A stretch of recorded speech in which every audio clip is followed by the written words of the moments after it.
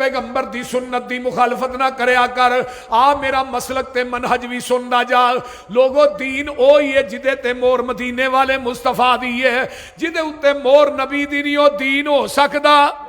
जिन्ना मर्जी उच्चा अमल है, मझ दा दुध चोना ओदे अंदर तू मस्जिद दियां टूटियां दा पानी पा, दुध खालस नहीं। नहर दा पानी पा, दुध फिर भी खालस नहीं। डीयू मरिंडा पा, दुध फिर भी खालस नहीं। एदे अंदर जमजम पा दे, दुध फिर भी खालस नहीं। दुध ओ ही खालस है जरा मझ दे थना चो डायरेक्ट निकलिया है, ते दीन ओ ही खालस है जरा मुहम्मद दी ज़बाने नबूवत चो डायरेक्ट निकले है। खालिस छड़ के नखालस दे मगर फिरने एक काम नहीं बेशऊरियां दे। सुन्नत नबी पाक दी छड़ के फतवे मन्ने पिया कनज कदूरियां दे। कोई खाए छान पूरा छन्ने भरे हो छड़ के चूरियां दे। कोई पीवे पिया खट्टियां लस्सियां दुध छड़ के मज्जां पूरियां दे। सिलसिला अंबिया दी अंदर साडे नबी दी जात आखरी है। इसे तरह लोको सुन लो मेरे पैगंबर दी बात भी आखरी है।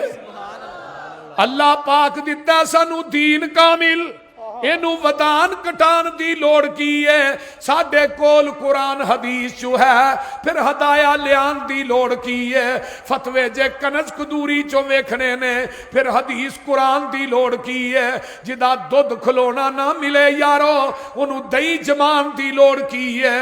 जदों पढ़ लिया ला इलाहा इल्लल्लाह, फिर गैरां वल जान दी लोड़ की है। जेड़े आप मंगत उन्हां कोल जाके सानू झोली फैलान दी लोड़ की है। किसी चीज दी थोड़ नहीं ओदे दर अंदर कुंडे गैरां दे खड़कान दी लोड़ की है।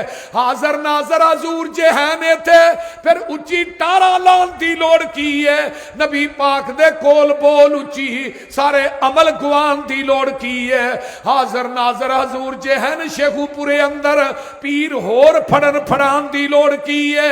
मुर्दा कबर चो नहीं जे बाहर वेंदा, उत्ते उछाड़े पान दी लोड़ की है। मुर्दियां ते उछाड़े पा के यारो फिर भाबियां कोलों लुहान दी लोड़ की है। कबर जन्न हाजी राशिद साहब कबर जन्नत दोज़ख दा गड़ा हुंदा, ये फरमान भुलान दी लोड़ की है। हाफज जी दोज़ख पिया नूं किसे नहीं खान देना, उन्हों पिछों कलान दी लोड़ की है। जन्नत विच किसे नेमत दी थोड़ कोई नहीं, उन्हों पिछों मंगान दी लोड़ की है।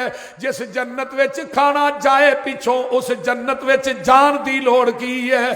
सोना लिबास सलवार कमीज साडा एवें पेंटा बुशटा पाण दी लोड़ की है। अमल पहलियां ते हो जे ते बड़ी गल है, पसरूरी एवें नवे मसले बनाण दी लोड़ की है। जिंदाबाद।